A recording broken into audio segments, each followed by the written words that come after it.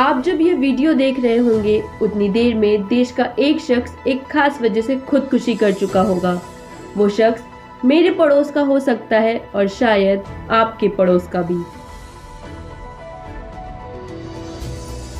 मुद्दा है रोजगार का, मुद्दा है बेरोजगारी से होने वाली मौतों का, मुद्दा है ट्विटर पर ट्रेंड हो रहे मोदी जी नौकरी दो के ट्वीट का।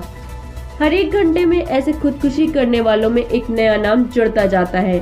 आंकड़े बढ़ जाते हैं, पहचान बदल जाती है, लेकिन खुदकुशी की वजह इनमें कॉमन होती है। भारत में हर घंटे एक आदमी बेरोजगारी, पैसों की तंगाई या फिर कर्ज में डूबने की वजह से आत्महत्या कर लेता है।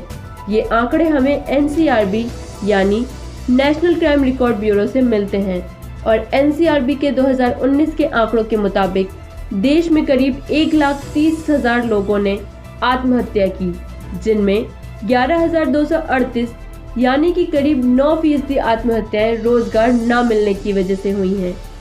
जब हम इन खुदकुशी के आंकड़ों पर गौर करते हैं तो किसानों की खुदकुशी के आंकड़े भी जहन में आते हैं।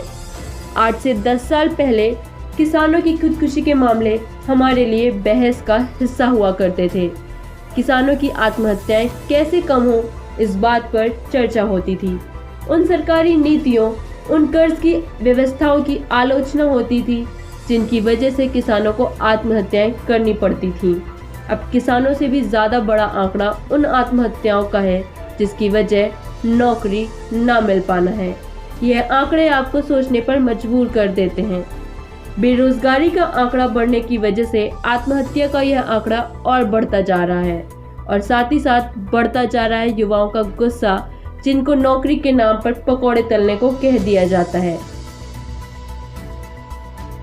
मामला सिर्फ इतने पर ही खत्म नहीं होता, बल्कि सबसे बड़ा मजाक तो चुनाव से पहले शुरू होता है, जब सत्ता में काबिल सरकारें चुनाव से पहले नौकरियां निकालती हैं, फॉर्म भरे जाते हैं।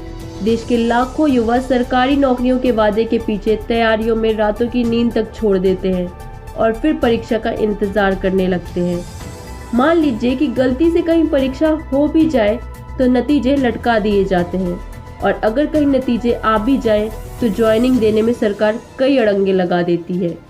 सोचिए कि जिन युवाओं को आज देश के विकास में योगदान देने की ज़रूरत है, उन्हें आज नौकरियों के लिए धरने प्रदर्शन करने पड़ते हैं, सोशल मीडिया पर हैशटैग चलाने पड़ते हैं, अपनी बात कहने के लिए मीम बनाने पड़ते हैं। लेकिन जब यह गूंगी और बहरी सरकारें फिर भी नहीं सुनती, तब सरकारी नौकरियां मजाक से कम नहीं लगती। अब आते हैं वीडियो के मेन मुद्दे पर। 21 फरवरी यानी रविवार को सोशल मीडिया पर एक बार फिर से रोजगार के मुद्दे पर युवाओं ने मोदी सरकार के खिलाफ अपनी नाराजगी जाहिर की। देखते ही देखते हैशटैग मोदी रोजगार दो और बहाना नहीं बहाली चाहिए ट्विटर से लेकर यूट्यूब तक ट्रेंड करने लगा। दिन भर में करीब 25 लाख ट्वीट इन हैशटैग्स पर किए गए। आप सोच रहे होंगे कि आखिर ट्वीट के पीछे की वजह क्या है?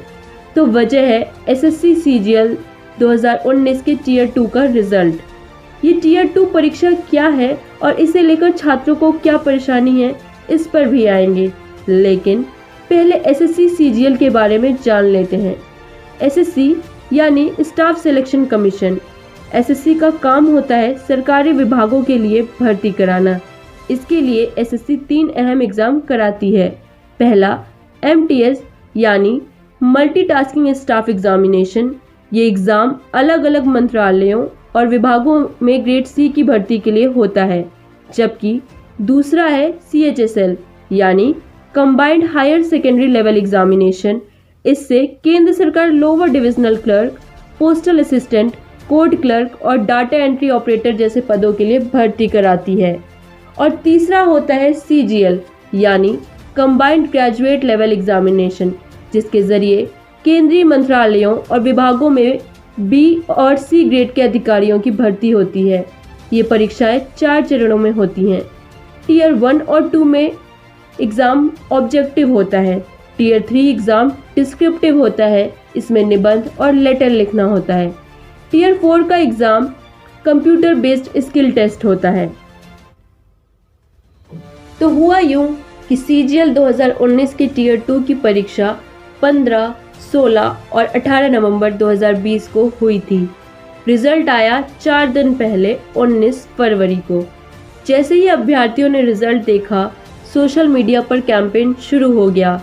परीक्षा परिणामों का विरोध कर रहे अभ्यर्थियों का कहना है कि 18 नवंबर का पेपर आसान था और छात्रों ने काफी अच्छा स्कोर किया था। कईयों ने कुल 2000 अंक की परीक्षा में पूरे अंक तक हासिल किए थे, लेकिन जब रिजल्ट आया तो ऐसे कई छात्रों का सिलेक्शन नहीं हुआ जिन्होंने अच्छा स्कोर किया था। छात्रों का आरोप है कि नॉर्मलाइजेशन के नाम पर 15 और 16 का एग्जाम देने वाले छात्रों के 60 से 70 नंबर बढ़ा दिए गए हैं, जबकि 18 नवंबर का एग्जाम देने वालों के इतने ही नंबर घटा दिए गए हैं।